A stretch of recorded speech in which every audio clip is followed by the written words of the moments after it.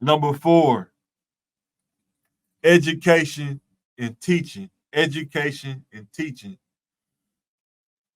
There is this myth out there that teachers don't get paid, but I beg to differ. I think that if you are young, let's say you're about to graduate, you want to go into education. If you make good decisions, don't put yourself behind the 8 ball by making bad decisions. Go to school, get your education done. If you go to college right out of high school, don't take a break and get your education done by the time that you are, let's say if you get your education by the time you're 24. Well, that's what, 18, 19, 20, 21, 22. But I said 5 or 6 years. I give you 5 years. You really be done before that, but let's say if you get your education early, get your teaching certificate, then you go teach for a couple years, then you go back and get a master's degree. You can make great money being a teacher or in the education field, being an administrator. You can make great money.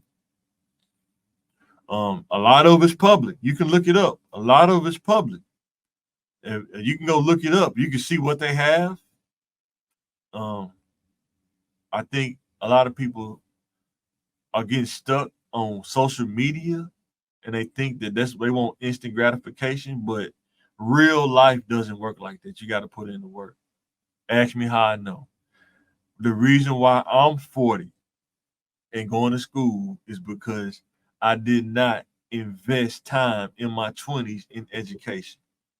I did get a job. I worked jobs and stuff like that. But as I was working jobs, I started to see the difference between having education and no education. Living in Little Rock, bigger cities may be different, but there are jobs in Little Rock. If you get your education, you can get great salaries. But you got to have the education, you got to have the communication, skill set, and mindset. You got to have all those, got to work for you. You can't just have one and everything fall in your lap. It don't work like that. So,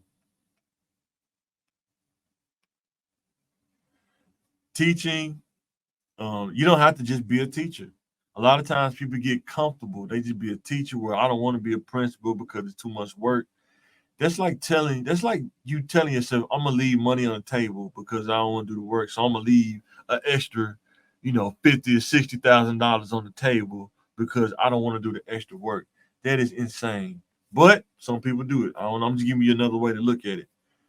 There, there is teachers that have a pension program as well. A lot of places don't even offer pensions anymore. It's just maybe 401k. But education and teaching is a slept on field. But you definitely got to have the patience for it, and you definitely have to have a plan of action for your education in order to pull that off.